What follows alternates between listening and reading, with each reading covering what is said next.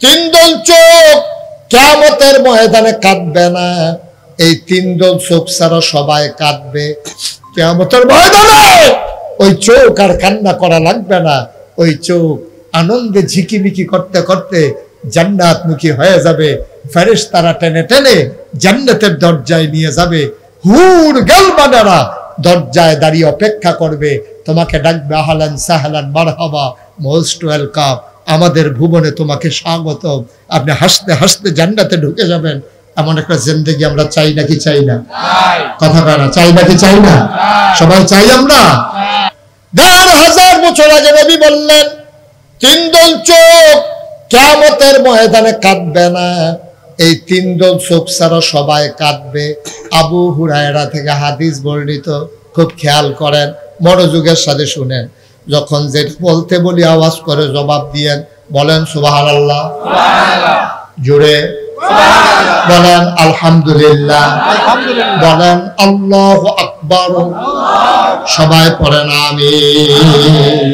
নবীজি কয় তিন দল মানুষের চোখ কিয়ামতের ময়দানে কাঁদবে না। এছাড়া যত মানুষ আছে সবাই হাউমাউ করে কাঁদবো। কেউ এর চোখের পানি দিয়ে আডুমান পানি হইব, কেউ এর চোখের পানি দিয়ে কবর সমান হবে, কারো চোখের পানি দিয়ে বুক সমান হবে, কেউ পানির নিচে হাবুডুবু খাবে। মাত্র তিন দল লোক, তারা কাদা কান্নাকাটি করা লাগবে না। সুবহানাল্লাহ বলবেন না? এখন আপনারা অনুমতি দিলে আমি এই তিন দলের কথা কম, যেন আমরা ওই তিন দলের ভিতরে পড়ে যাইতে পারি। দরকার আছে নাকি নাই?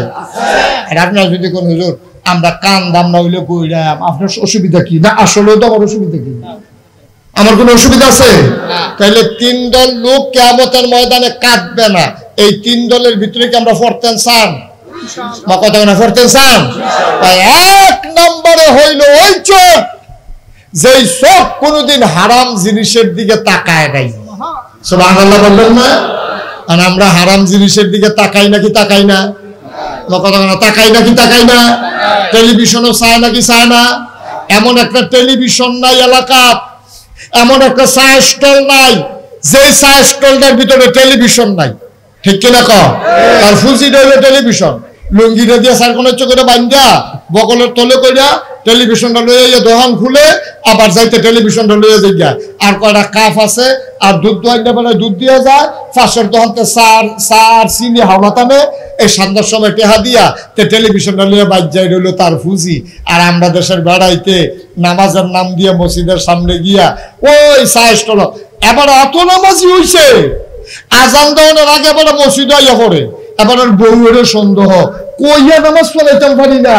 আর ওখানে আগে আগে গিয়ে বইয়া থাকে, নাতি আইয়া দেহে এবার কি এর মসজিদ চা স্টল। ওদা চা স্টলে বলে তো সারছি, বুড়া বেড়া ও কষ্ট লাগে, ও বুড়া বেড়া দাড়ি ফাঁক না, শক্তি গাতাত গেছে গা, টেলিভিশনটা সাইডে দিয়ে রাখছে, আর ইচ্ছা মতো টেলিভিশন চাইতে আছে, হেগুল দিয়ে আকামত দিয়ে লাইতে আছে।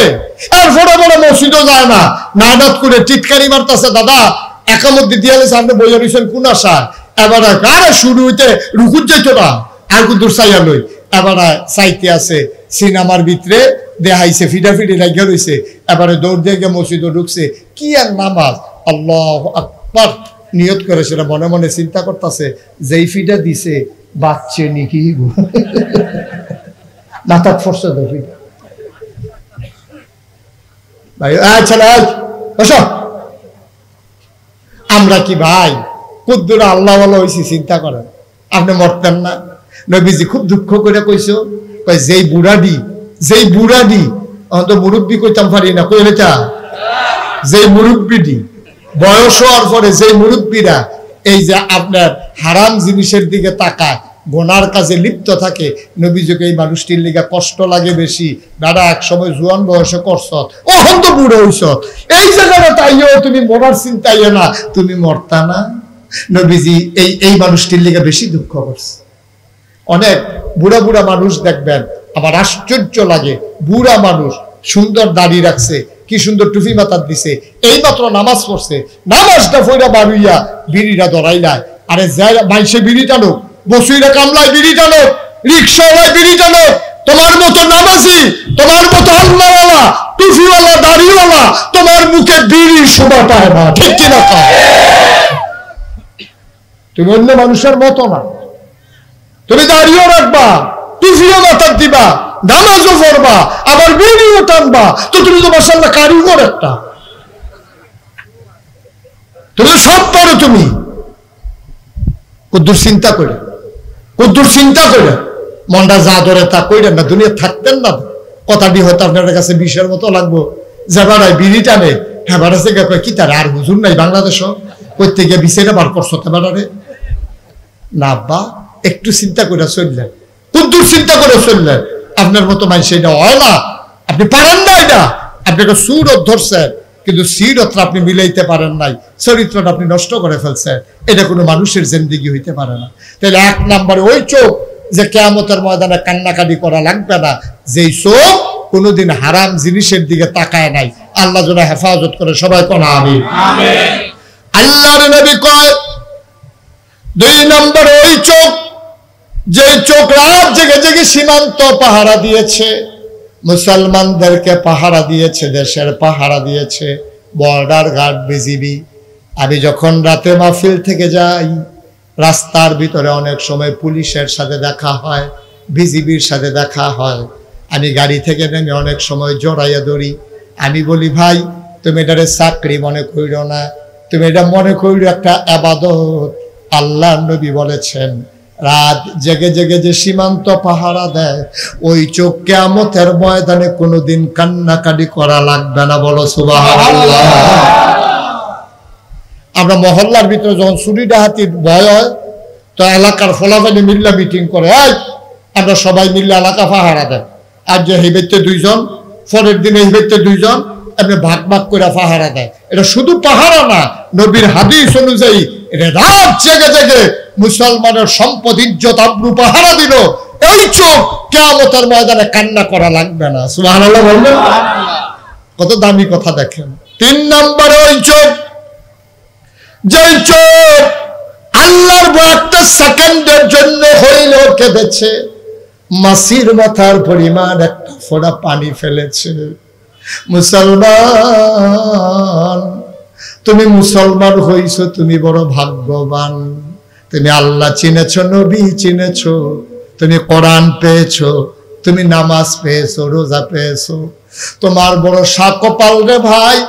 তুমি যদি আল্লাহর ভয় অন্তরে নিয়ে, ভয়টা কি খেয়াল করে শুনে আমরা শেষের দিকে যাই।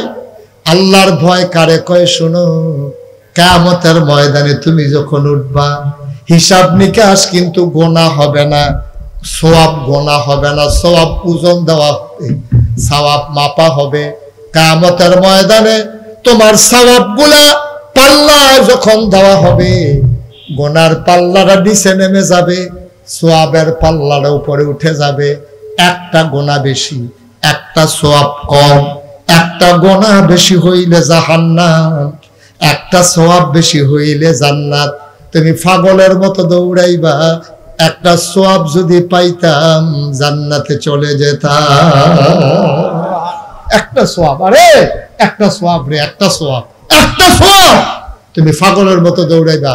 একটু খেয়াল করেন, একটু খেয়াল, উঠাউঠি করেন না, বসেন সবাই, শেষ করে দিচ্ছি আমি। প্রচন্ড গরম তো, কষ্ট হচ্ছে না, বসেন।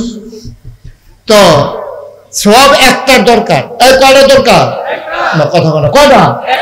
একটা মাত্র সওয়াব হলে আপনি জান্নাতে যাইতেন পারবেন। আপনি পাগলের মতো কিয়ামতের ময়দানে ঘুরতেছেন, এমন সময় হঠাৎ করে দেখছেন যে আপনার মা, যে জন্ম দেওয়া মা আপনার সামনে পড়ছে। মা, আম্মা, আম্মা, ও মা, একটা সওয়াব গো আম্মা, তোমার কাছে থাকলে একটা সওয়াব দাও। মা ফিরে বলবে কিসের সওয়াব? দাদা আমিও তো করা সওয়াবের লেগে দৌড়তে আছি, আমার কাছে সওয়াব আর পাইবা না।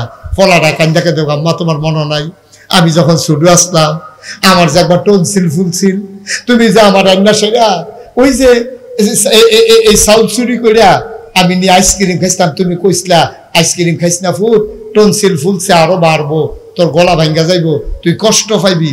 আমি তো ছোট মানুষ বুঝছি না, তুমি গেছো গোসল করতা, আইসক্রিম ওলা যখন ডাক দিছে, আমি তখন আইসক্রিম ওলারে চাউল লইয়া আইয়া আইসক্রিম কিনা ঘরের সিফাত খেরুইয়া খেরুইয়া আমি আইসক্রিম খাইতেছি, তুমি দেখ খেলাইছো, তুমি ডাক দিয়া কইছো আইও, আর যা বাইতাইও, এই কথা কইছো। পরে আম্মা আমি ডরাইছি, আমি আর সারাটা দিন বাড়িতে যাই।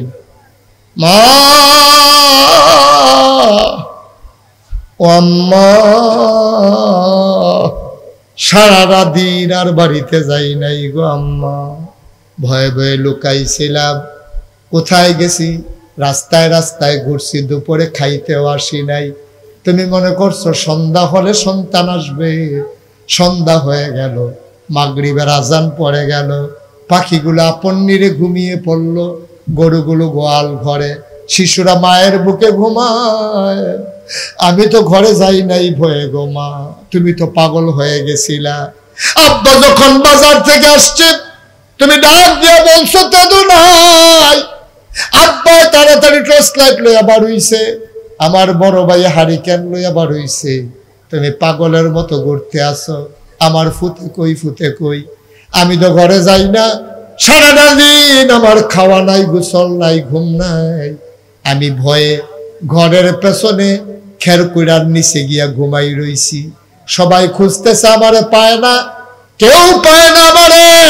তুমি ঘরের পেছনে গিয়া তাকায় দেখো, আমার পা গুলা দেখা যায় মশায় কামড়াইতে আছে। তুমি আমারে টানতে টানতে ভিতর থেকে বের করেছো, আমারে কুলডার ভিতরে জড়াইয়া ধইরা কান্না শুরু করছো। আমিও কানতে আছি ভয়ে। তুমি না কইছিলা পুত্রে, ও সন্তান, আমার ভয় পাওয়ার কিছু নাই, আমি কি তোরে মারলাম বল নাকি? তুই না ওই আইসক্রিম খাইলে খাইছ, আমি কি তোরে মারলাম বল? সারাদিন কইয়াছিলি। দেখো আম্মা, ডরে আমি ঘর আইছি না। আমি কয় বাড়াইতাম ইসলাম, তুমি না আমার মারো, এই জন্য আমি আসি নাই। আমি আইয়া তোমার দেখে দৌড় দিয়া পালাই গেছি গো আম্মা। সন্ধ্যা হয়ে গেছে, আমার ভয় লাগতে আছে। রাত্রে আমি কই যাব, কার কাছে যাব? এমন সময় চিন্তা করলাম, ঘরের পেছনে আইসা আমি খেরকুড়ার নিচে শুইয়া রইছি গো আম্মা। আম্মা, আমি বড় ডরাইছি। মায় ফুতের লগে কান্দে, আমি কি তোরে মারলাম বল? খাইলে খাইছ। এবার মায় তার গরম পানি দিয়ে গোসল করায়, কুলের ভিতরে বসাইয়া লোকমা দিয়া দিয়া ভাত খাওয়া। আমার ফুতে সারাদিন খাইছে না, সারা রাত মা ঘুমাইতে পারে নাই, বাচ্চারা বুকের লগে জড়াইয়া ধরছে। কিয়ামতের ময়দানে ওই বাচ্চা হাউমাউ করে কান্দে, আম্মা আম্মা, একটা সওয়াব আম্মা। যেই মা তোমারে হারাইয়া পাগলের মতো কাঁদছে, যেই মা তুমি লুকাইছিলে বলে সারা রাত ঘুমাতে পারে নাই, এই মা কিয়ামতের ময়দানে তোমার দিকে ফিরেও তাকাবে না। এই মায়ের কথা মনে করে, ওই যে তুমি এই অবস্থায়, ওই যে হাসরের ময়দানের কথা মনে পড়ছে তোমার। দুনিয়ার থাকতে তুমি চিন্তা করছো, আরে এই হাসরের ময়দানও তো আমি যাওয়া লাগবে, আমি কেমনে দাঁড়াবো, কেমনে উঠবো, এই চিন্তা করে একটা ফোঁটা চোখের পানি তুমি ছেড়ে দিছো। আল্লাহর নবী কয়, কিয়ামতের ময়দানে ওই চোখ আর কান্না করা লাগবে না। বলো সুবহানাল্লাহ। কিয়ামতের ময়দানে ওই চোখ আর কান্না করা লাগবে না। ওই চোখ আনন্দে ঝিকিমিকি করতে করতে জান্নাতমুখী হয়ে যাবে। ফেরেশতারা টেনে টেনে জান্নাতের দরজায় নিয়ে যাবে। হুর গালবানারা দরজায় দাঁড়িয়ে অপেক্ষা করবে, তোমাকে ডাকবে, আহলান সাহলান মারহাবা, মোস্ট ওয়েলকাম, আমাদের ভুবনে তোমাকে স্বাগত। আপনি হাসতে হাসতে জান্নাতে ঢুকে যাবেন। এমন একটা জিন্দেগি আমরা চাই নাকি চাই না? কথা বলা, চাই নাকি চাই না? সবাই চাই আমরা।